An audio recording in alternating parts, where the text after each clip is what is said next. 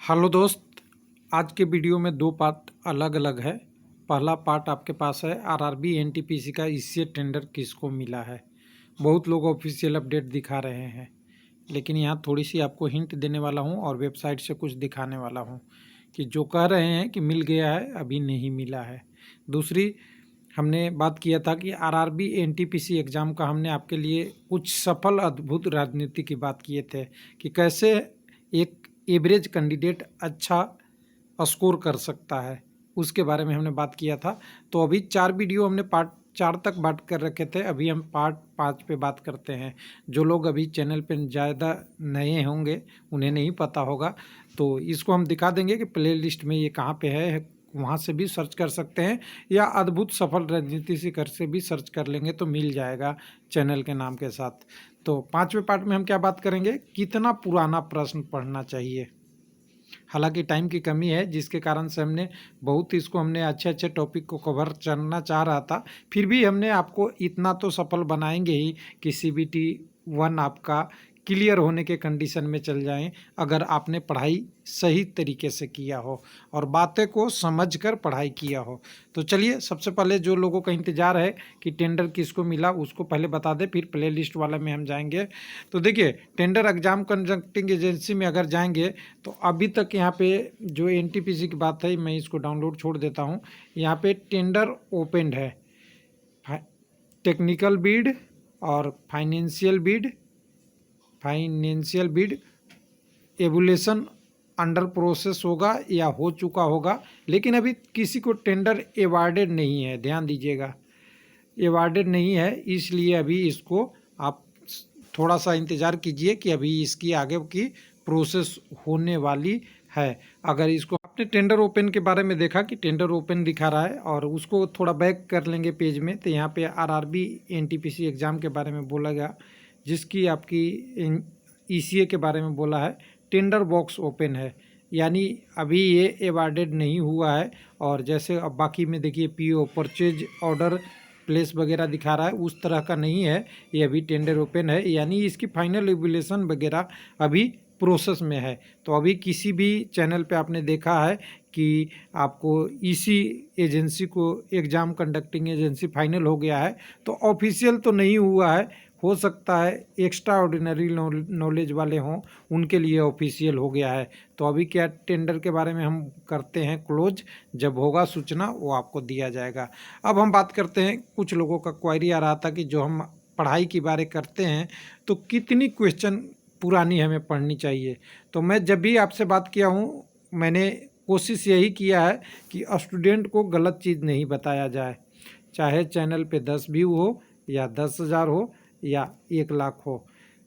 Main हमारा concept है लोगों को प्रिपरेशन में मदद करना, न कि व्यू पाने के लिए सारी प्रोसेस को गड़बड़ बताना।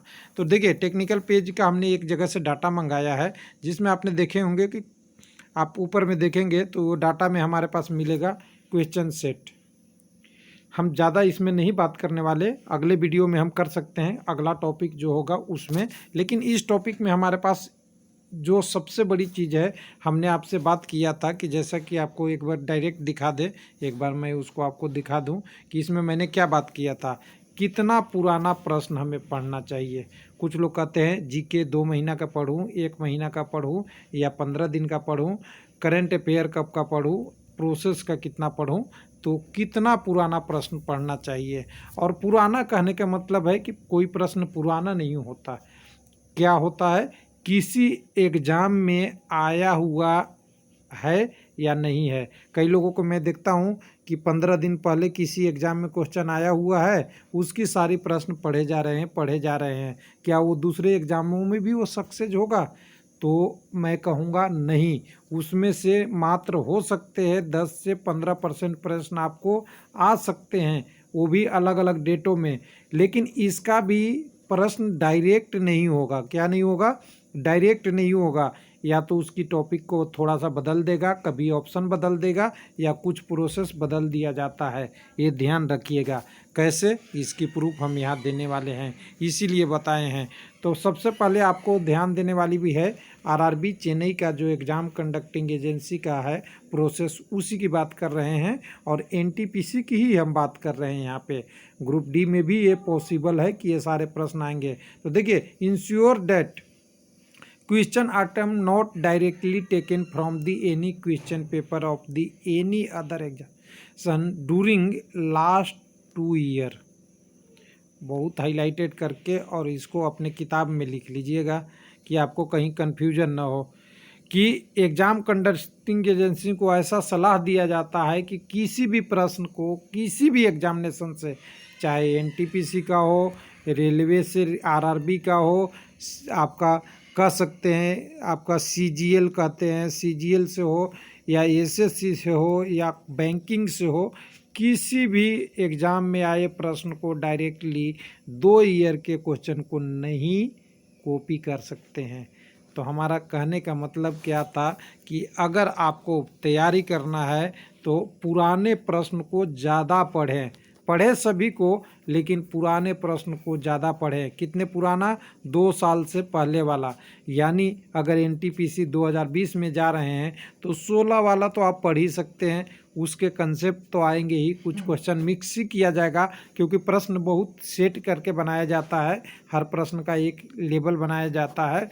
उसके बारे में अगला वीडियो में हमें एनटीपीसी एग्ज़ाम के पार्ट 6 में हम बात करेंगे आपके साथ कि प्रश्न कैसे सेट होगा, उसके बारे में इसी से हम टॉपिक को लेके उठा के आपके पास आएंगे। तो चलिए, इस वीडियो में बस इतना ही। आप प्रश्न पेपर पढ़िए किसी एग्ज़ाम से, लेकिन उसकी एक ध्यान रखिए कि वो प्रश्न ज़्यादा पुराना होगा तो ज़्यादा अच्छा होगा। धन्यवाद।